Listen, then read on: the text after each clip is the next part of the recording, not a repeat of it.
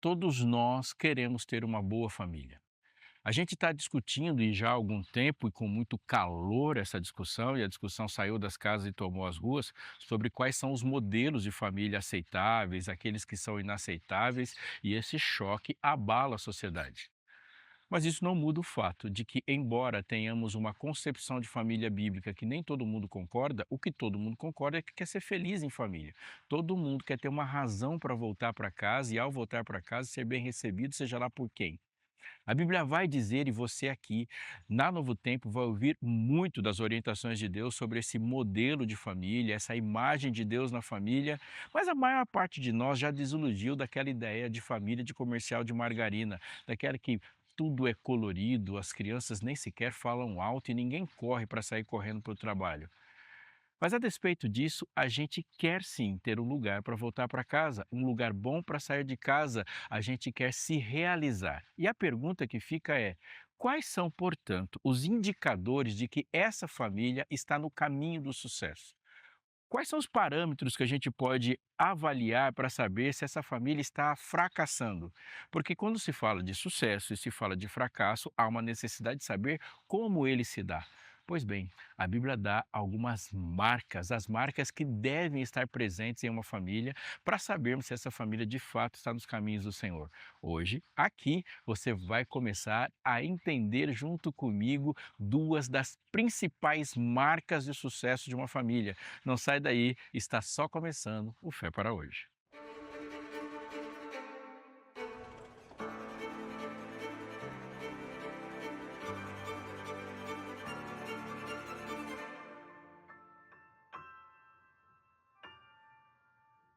Uma das questões muito importantes do nosso tempo é como a gente vai conseguir proteger os nossos filhos num mundo de tanto assédio.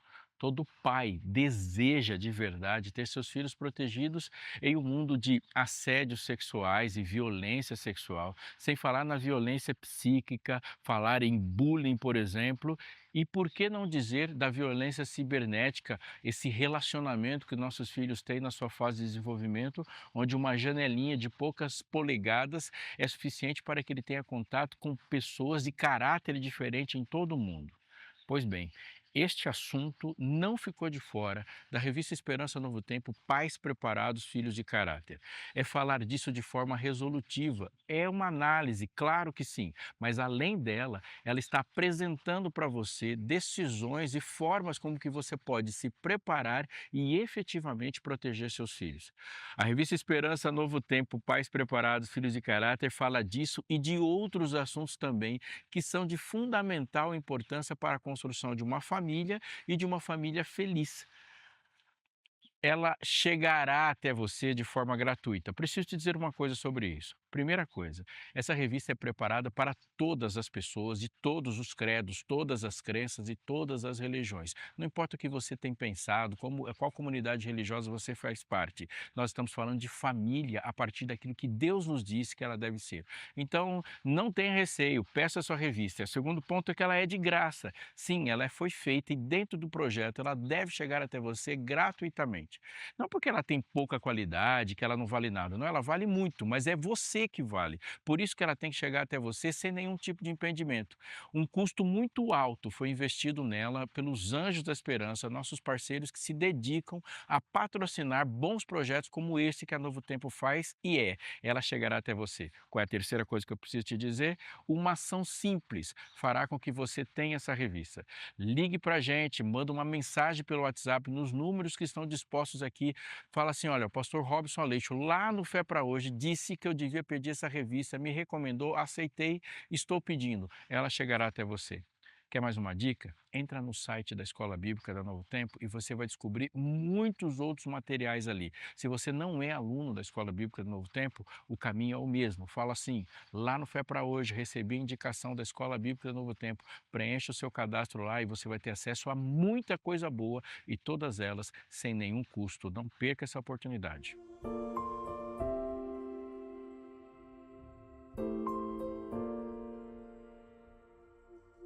A história da 10ª praga sobre o Egito é uma história emblemática.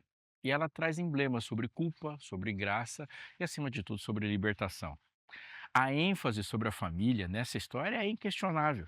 É porque a morte ela recairia sobre o filho mais velho, e essa é uma ação simbólica de Deus sobre salvação, e ela é protagonizada pelo pai, e a marca é colocada na entrada da casa da família.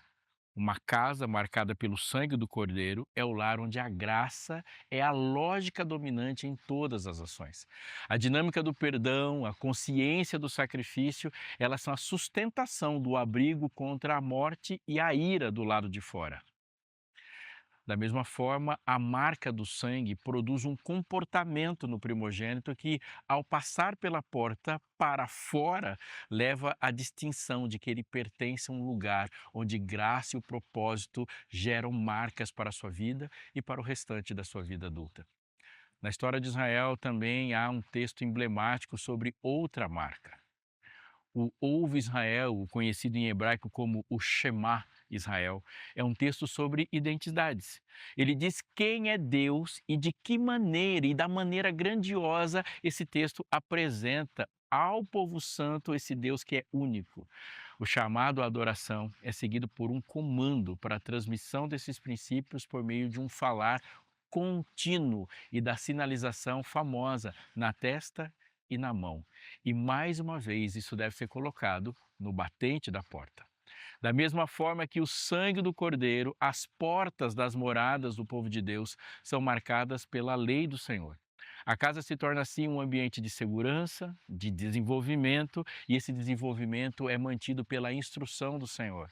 Ali, os relacionamentos são justos e o centro da vida é apontado pela lei que é claramente vista. E é sobre esses dois assuntos, sobre essas duas marcas, que nós vamos continuar falando.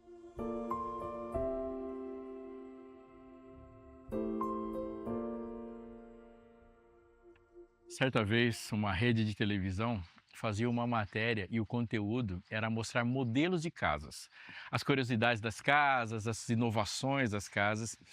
E a casa que estava sendo mostrada, ela era uma casa que se destacava porque tinha bastante coisas diferentes. Ela era assim bem grande, tinha um design que mostrava claramente que as pessoas que moravam lá tinham dinheiro e bom gosto.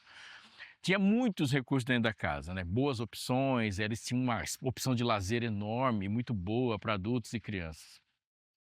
Antes do programa acabar, a repórter foi até o caçula da família e perguntou o que ele mais gostava da casa onde morava. E a resposta foi: a porta. Ela ficou surpresa e insistiu: por que a porta? E ele disse: sem ela, eu não consigo ir nada que tem dentro da casa. Uma resposta infantil, mas extraordinária, excelente. E não é por acaso que as portas são mencionadas na Bíblia em muitos contextos importantes. Começando com o acesso ao Éden, a porta do coração de Caim, a entrada da arca de Noé, a porta diante da igreja de Filadélfia, a porta do coração na igreja de Laodiceia, as 12 portas na Nova Jerusalém. No segundo livro da Bíblia, o livro do Êxodo, encontramos um dos mais importantes eventos da história da humanidade: a saída do povo de Deus após séculos de escravidão no Egito. Isso é um episódio emblemático que apresenta de forma concentrada os elementos centrais do plano da redenção do homem do cativeiro do pecado. E é nessa história que vamos nos deparar com uma porta significativa o suficiente para a gente não ignorá-la.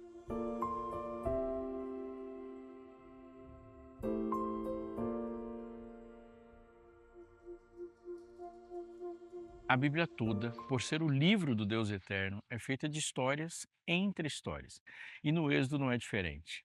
Então, antes mesmo de nos concentrarmos ali, vamos voltar um pouco em Gênesis 1, 27. E lá a gente lê assim: assim Deus criou o ser humano à sua imagem, a imagem de Deus o criou, homem e mulher os criou. E Deus os abençoou e lhes disse: sejam fecundos, multipliquem-se, encham a terra e sujeitem-na. A imagem de Deus é retratada a partir de uma família, homem, mulher e o fruto da fecundação, isso é, filhos. Essa imagem deveria, como resultado da bênção de Deus, encher a terra e sujeitar a terra, em alinhamento com a vontade do Criador.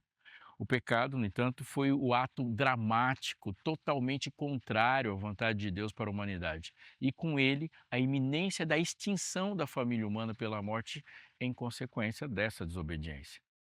É na promessa de salvação feita por Deus que encontramos os elementos fundamentais para entender a profundidade e a importância da narrativa do Êxodo. Deus disse lá no livro de Gênesis: porém, inimizade entre você e a mulher, entre a sua descendência e o descendente dela. Este lhe ferirá a cabeça e você lhe ferirá o calcanhar. E a mulher, ele disse: aumentarei em muito os seus sofrimentos na gravidez. Com dor você dará à luz a filhos. Esse texto está em Gênesis capítulo 3, nos versos 15 e 16.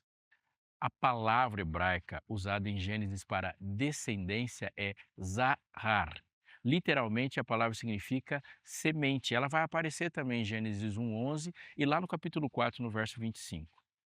Três certezas são colocadas a partir de Gênesis 3. A primeira é que o casal, mesmo não morrendo naquele dia, voltaria ao pó, como de fato aconteceu. A segunda é que a morte deles não representaria o fim da humanidade, porque essa seria preservada por meio da semente deles. E por fim, a semente iria continuar até que viesse o descendente, semente, prometido para redimir a humanidade da morte. A graça se manifesta em favor da humanidade com ênfase inegável na vida dos filhos dos homens. A presença da semente de cada família é a lembrança constante de que a promessa do Salvador segue para o seu cumprimento. A presença dos filhos é o sinal da misericórdia de Deus para toda a família humana. Filhos, portanto, escute, se tornam prioridade absoluta. E logo nos primeiros versos de Êxodo a gente lê assim, ó: os filhos de Israel foram fecundos, aumentaram muito, se multiplicaram e se tornaram extremamente fortes, de maneira que a terra se encheu deles.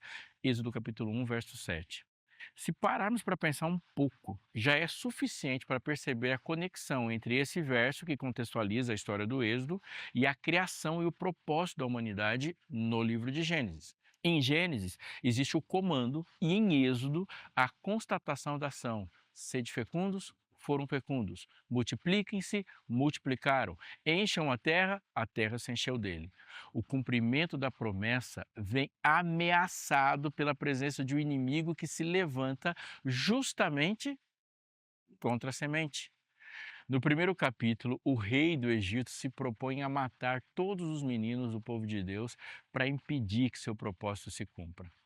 Isso é, os filhos são a concretização da certeza do plano de Deus em curso, como também são o alvo primeiro do ataque do inimigo. O temor do Senhor, presente no coração das parteiras, é a primeira ação salvífica de Deus para com os filhos do seu povo. E mais adiante, a experiência da Páscoa vai aprofundar a identidade na graça que inaugura a jornada dos filhos de Israel e a dos nossos filhos.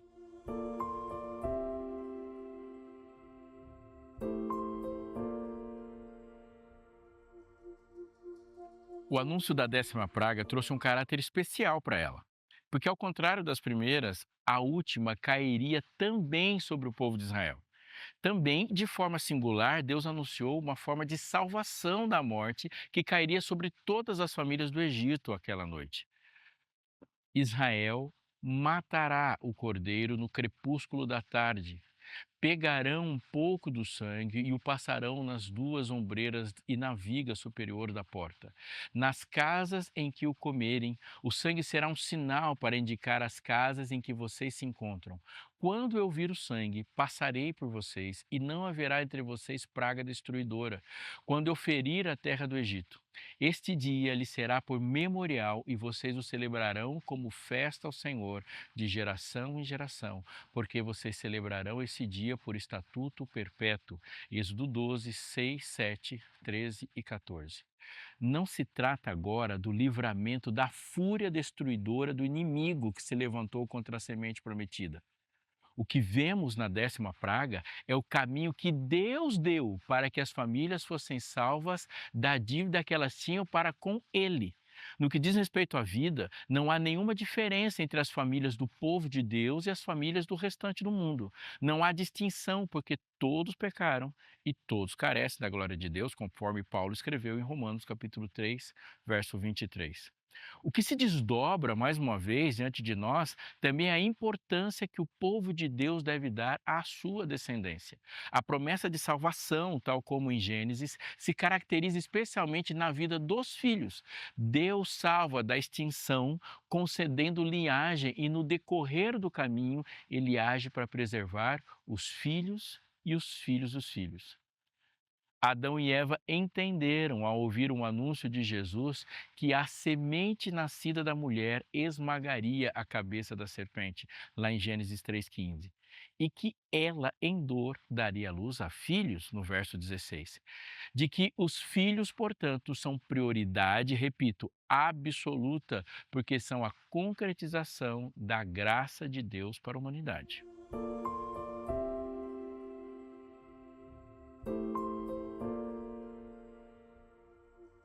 O sangue no umbral da porta marcou o lugar onde a morte não entrou. E é importante pensar que o anjo vingador passou por cima dos lares onde o cordeiro morreu, mas por essa mesma porta a família deveria passar. Qual era o impacto de parar diante da porta e olhar para a marca lá no batente? É saber que o fundamento daquela casa não se resume à solidez dos seus construtores, não é aquela preocupação apenas em achar o que está embaixo da superfície, mas a graça salvadora encontrada no Senhor.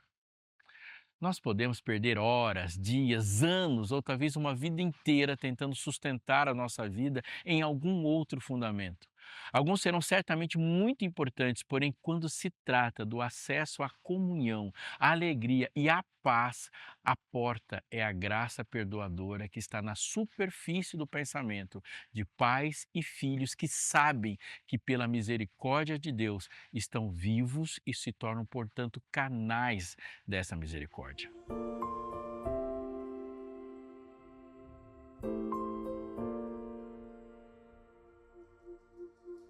Preciso te fazer um convite muito especial. Eu falei no começo do programa sobre a revista Esperança Novo Tempo, que ela é patrocinada por um grupo especial de pessoas que também é um departamento da Novo Tempo, que são os Anjos da Esperança.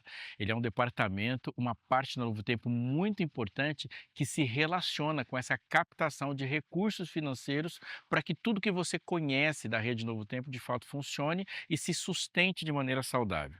Pois bem, olha só, anota aí, no dia 10 de maio, às 7 da noite, às 19 horas, portanto, haverá uma live especial de aniversário dos 19 anos desse grupo tão querido para gente, que são os Anjos da Esperança. Ela vai ser transmitida na TV e na nossa plataforma o NT Play. Anotou aí? Vou repetir para você. No dia 10 de maio, às 7 da noite, uma live especial de 19 anos do Anjos da Esperança. Vai ser espetacular, você não pode perder. Anotado o recado? Volta aqui comigo e pensa no seguinte: a identidade, ela é com a mais absoluta certeza um dos grandes temas da atualidade. Não é possível entrar em contato com qualquer mídia sem que esse assunto apareça, mesmo que indiretamente. As identidades têm sido definidas ao longo da história pelo local de nascimento, pela profissão da família, também pelo grupo social, pela cultura, pela religião, e a cada novo momento vão acrescentando mais elementos de identidade. Hoje, podemos pensar que existe uma verdadeira fixação pelo tema, o que nos leva a refletir sobre a angústia que uma geração tem pela insegurança de não ser. Infelizmente, os caminhos escolhidos têm se mostrado miseravelmente falhos e as dores estão cada vez mais aumentando. Ansiedade, decepções seguidas de desencantamento com a vida, a procura autodestrutiva por satisfação por meio de recursos viciantes, que não necessariamente têm sido químicos. Na era em que a oferta de dopamina é tão abundante, há vícios por toda parte. E tudo isso em consequência de um anseio por querer ser e pertencer. Não se pode ignorar a falência do coração humano em ser coerente. Por isso, olhar para si mesmo à procura de uma identidade que satisfaça o vazio está fadado ao fracasso, porque os nossos sentimentos mais profundos simplesmente não se alinham, não se harmonizam e não dialogam entre si. E os dois sonhos que temos entre nós, quando não mais, eles são sempre contraditórios. Além disso, a nossa ideia de nós mesmos é por natureza instável. Ó, pensa bem, os nossos desejos não são apenas incoerentes, mas eles são mutáveis. Nós somos pessoas diferentes e sujeitos à transformação em cada evento da vida. Um luto ou mesmo a chegada de um filho, eles são momentos da vida que simplesmente nos mudam. Talvez podemos afirmar que a nossa identidade, ao contrário do que se afirma as ideias do nosso tempo, elas não podem vir de sentimentos, porque a maior parte dos nossos sentimentos a gente nem conhece. Essa identidade também não pode ser encontrada nos traços de personalidade que usamos para nos definir. Exatamente porque você escolhe alguns traços em detrimento de outros. Ou pior ainda, alguém pode estar escolhendo isso por nós.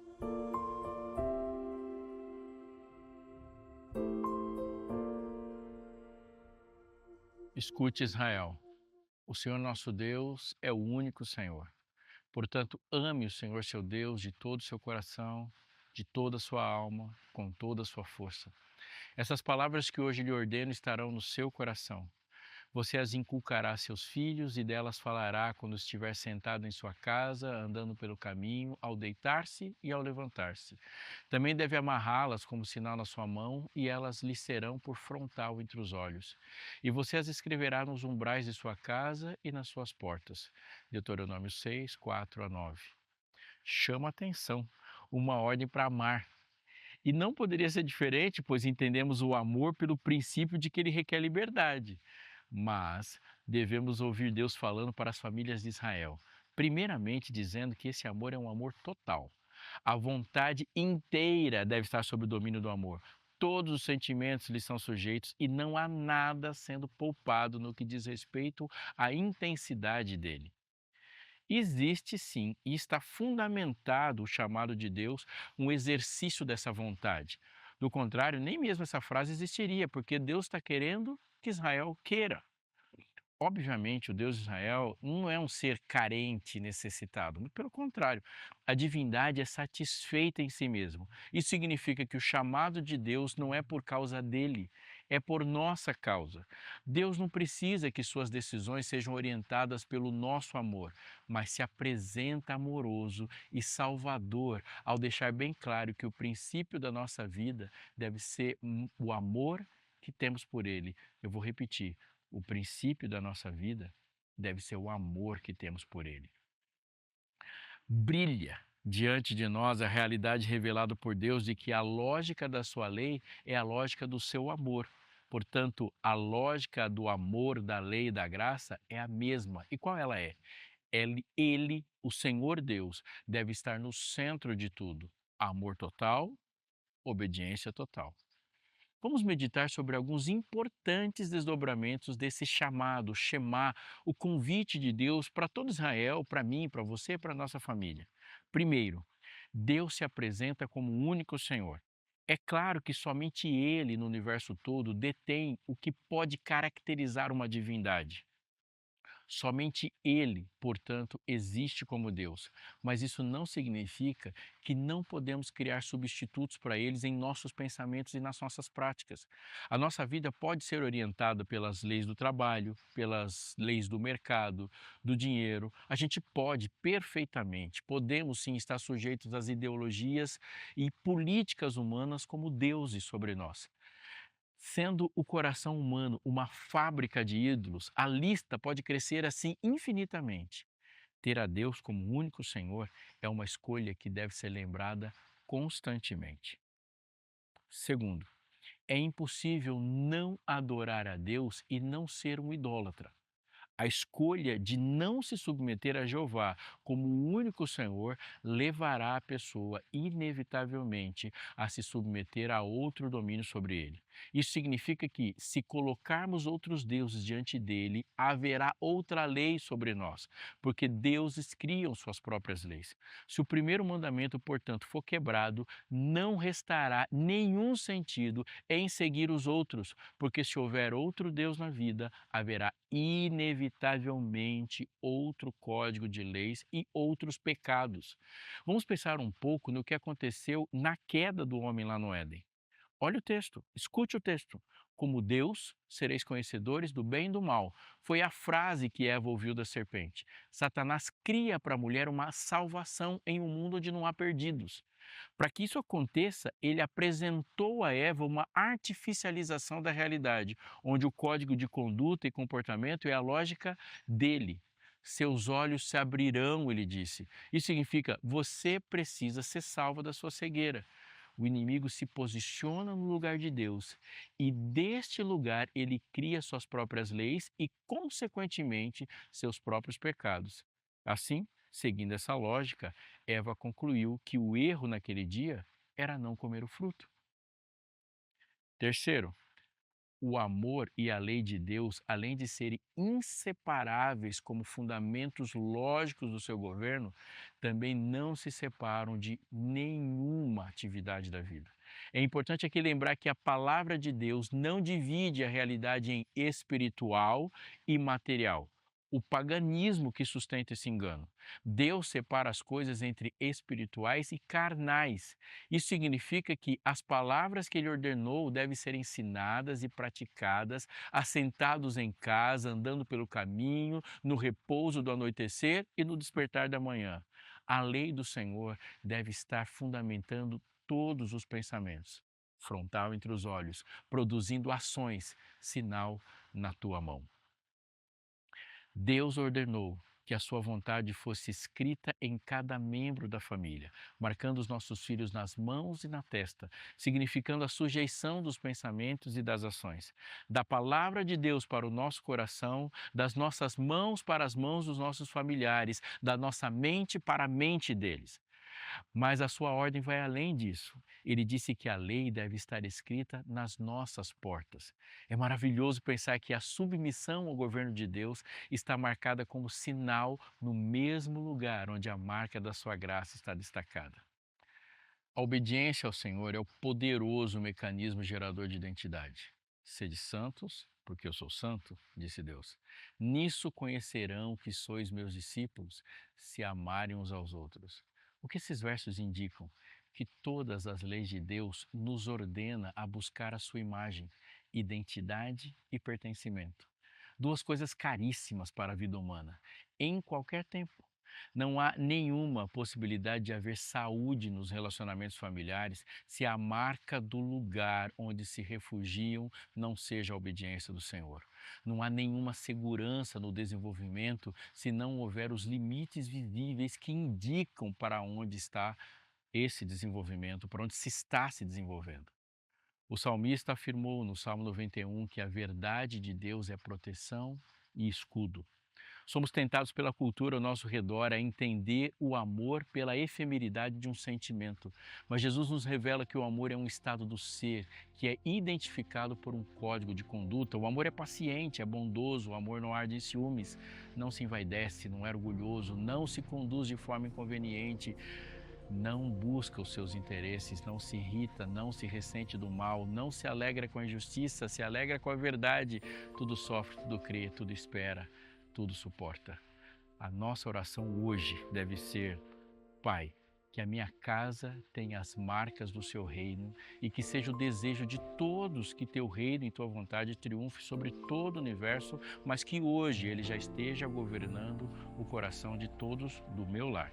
Que a tua lei, nos umbrais da porta da casa, da minha casa, seja o guardião infalível contra a invasão de qualquer ídolo e que o amor de todos por ti seja facilmente reconhecido na manifestação da vontade de te ver feliz com a nossa obediência. E que assim todos aqui possam descansar em saber que a tua vontade é o sustentáculo da união, da alegria, da identidade e do pertencimento da nossa família. Eu me despeço de você ouvindo o seu amém.